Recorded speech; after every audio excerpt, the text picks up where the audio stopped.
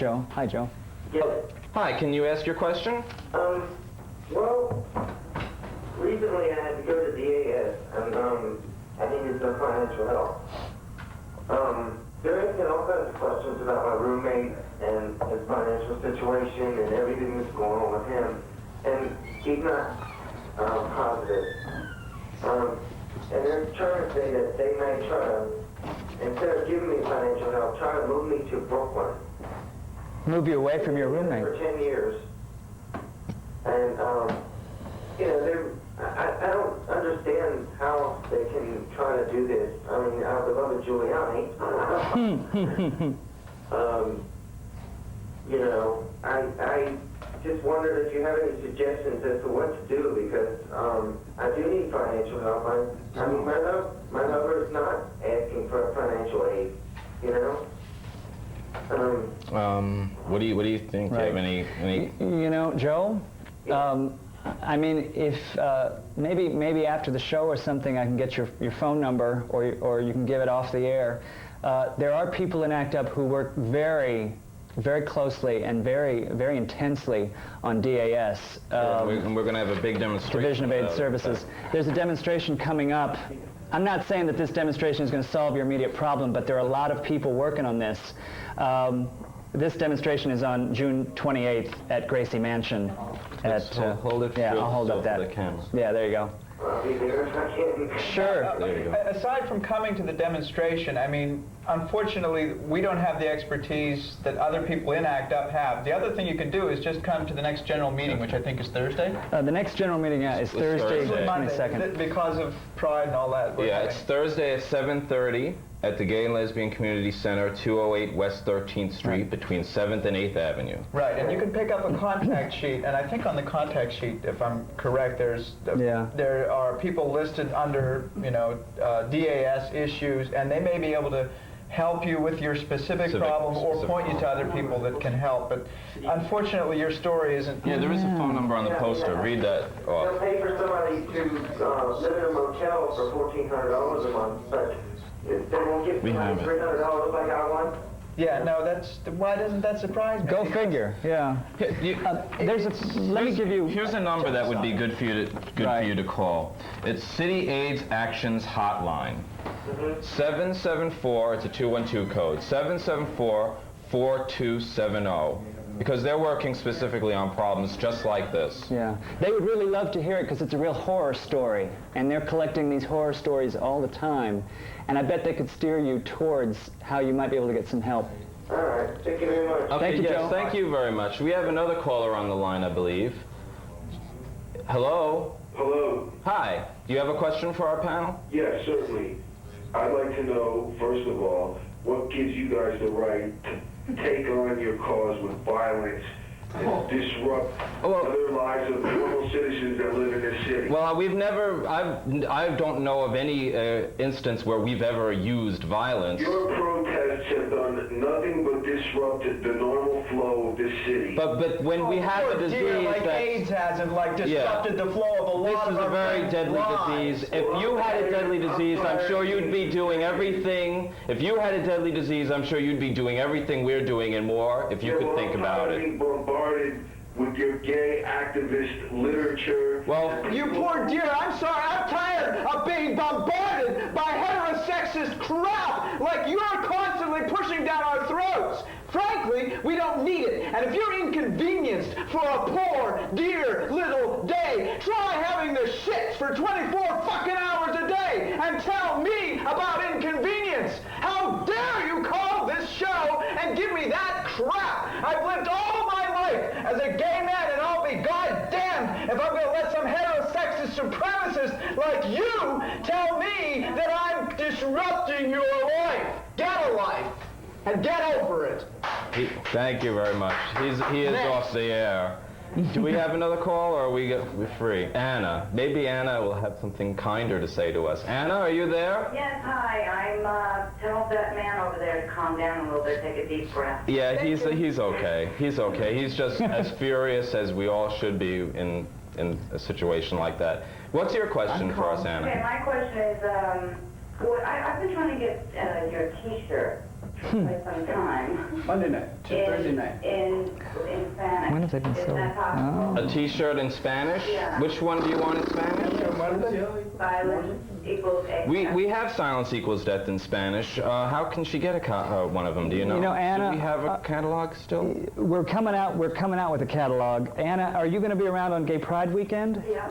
Because we'll be selling down at the Christopher Street, you know, that shopping mall down there that they set up. We'll definitely have a booth there. I'm pretty sure there's a Silencio equals Muerte We don't T-shirt, at the meeting.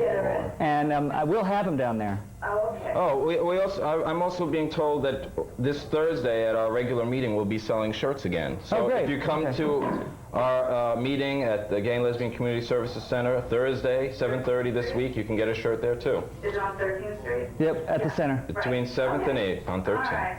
Thanks, Anna. Okay. Bye. Now we have another call, believe it or not. Tom, are you there?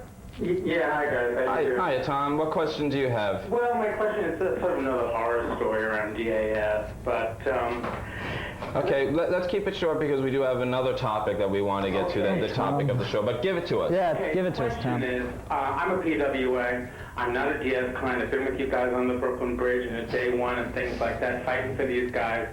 And I know so many people, so many PWAs who are cheating DAS. People who are ripping the system off with double checks in a month, selling life insurance policies, and finally to get DAS to pay their rent and things like that. And how do we get some responsibility amongst ourselves? Because we're out there fighting, and there are people out there really taking advantage. I mean, what do you guys have to say for that? I mean, abuse happens anywhere. I don't know if that's really our place to, like, it's a problem. I don't know how big a problem it is. Pretty big. I think there are probably bigger problems that I'd rather focus on. Well, I don't want to dismiss. yeah, these that things. sounds very dismissive of his problem, which I'm sure is extremely serious for him. And you're asking people to get out there and fight for this, these organizations and fight for these services. Meanwhile, people get burnt out when they hear that people are living on hundreds of thousands of dollars and having DAS pay their rent. There are people in boxes on the street that need DAS, Right. So how do we get a message to the PWAs?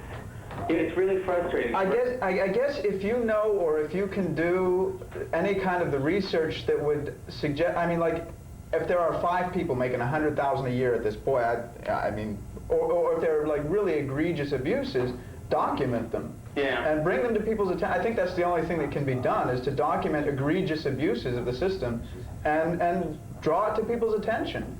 Yeah. So that they don't continue. We do have another caller on the line. I want to thank the caller that we just spoke to. Who's our next caller? Ira? Ira, do you have a question for our panel, hopefully on the subject? No, this is Ivan Valentin. I called you last week. I'm one of the Stonewall veterans. Oh, hello. Hi, How Ivan. you doing? And we got to say, like I said last week, you guys are doing a wonderful job, but I would like to find out if that I can help them out because I'm HIV and I did my thing with the Stonewall in 69. I've been marching in there, but you're doing something with that thing that happened in Washington with the rubber gloves. Oh, that's something that happened recently. Did you hear about that? Yeah. Tom Duane and a bunch of other gay elected officials went to the White House and to meet with this new liaison between the president and the gay community. And what happened was the security guards wore rubber gloves. It's just as if these elected officials were going to like attack or whatever, and they would be contaminated by touching them. We're not doing anything that I'm aware of specifically about that issue, but the elected officials who went down there have been very vocal about it, and the government, I believe, and Vice President Gore personally apologized for that. Okay, do we have another? I will help you as much as I can, because I did my activism in the Stonewall times when I got my case and all that. But I help in everything I can. I always watch the news and all that. And I always say, like I said before, some of the things that the ACTUP does, I don't agree with it. I'm 47 years old, but I agree with most of it. I'm in no generation, so. It's different, so I know it's a new generation, so they have to do their things that way. But you're still doing a great job. Oh, thank you very much. And I hope to see you guys probably marching right in front. Okay, baby. Okay, thank you for calling. And don't forget, your gloves don't match your shoes, you'll see it on the news. Yeah, that was the slogan. Let's get back to the subject. Yeah, All right. sure. It seems to me that like the demands that we were putting forth for the things that the NIH must do are basically the same demands we've made for years. Hasn't the NIH even made statements in the past recognizing that these are things they need to do? What is preventing them from doing these things that they already know they have to do? Stodginess. They're profoundly conventional. They are so terrified to do anything that goes beyond the very, very, very narrow confines. And whatever is preventing them is not so much the point. What needs to be the point is that more and more people say, I'm doing this, but I don't know exactly what it's doing, or is it doing me good, or is it not? And that people start coming up with their own questions about what they're doing and how they're doing it, and how we can figure out whether it's helping people or hurting people or it's utterly useless. All right, well, we have like about 4 minutes and we have 2 more calls, but let's talk about the action once again. Yeah, I just... Get that message out there. Definitely. We will be going down to Bethesda, Maryland for the first meeting of this Office of AIDS Research Reform Task Force, July 10th. You can call me. My number, can I give my number out? If you wish to do so. It's on the poster. So my number is 212-473-3704 for information. And repeat the number again slower. 212-473-3704. Okay, very good. The next meeting of the committee from ACT UP that's working on this will be next Monday, June 19th at the ACT UP Workspace, 135 West 29th Street on the 10th floor.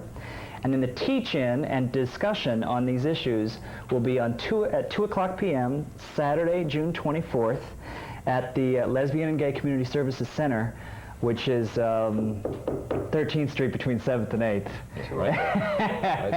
Also, there'll be a mini version of that teach-in at the ACT UP General Meeting on Monday, June 26th at about 8 o'clock p.m. at the center as well. So please come and give me a call or just come and show up and be a part of this. Okay, I believe we have a caller on the line. We don't have a caller on the line. We do have a caller on the line. Can I go to the call? We can't go to the call. I just wanted to add to what George was saying. I mean, don't you think it's also a matter of profit?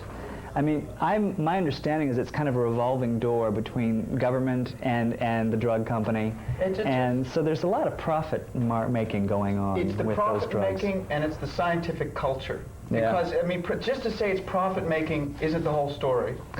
It's a little subtler than that. It's the whole scientific mindset that they know this realm and that's what they know, and anything that goes beyond that realm, they get nervous about. So what we have to battle is profit tiering and scientific culture, narrow scientific culture, and we need our voices out there too. We have a caller on there, Franco.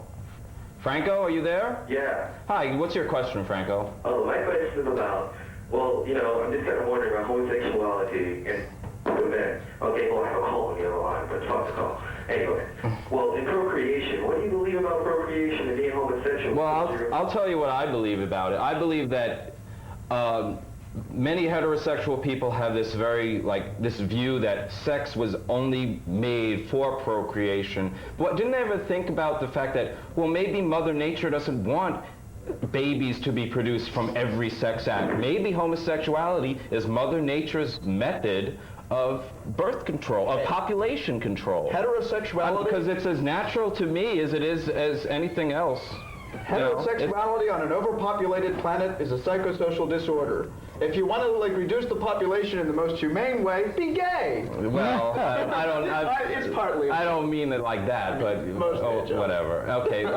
What is this credit? Not really. That we're meeting on Thursday. Yes, we have stated many times that our next meeting is Thursday at 7:30 p.m. the Gay and Lesbian Community Services Center. 208 West 13th Street between 7th and 8th Avenues. I want to thank our guests for tonight. We have, that's about it.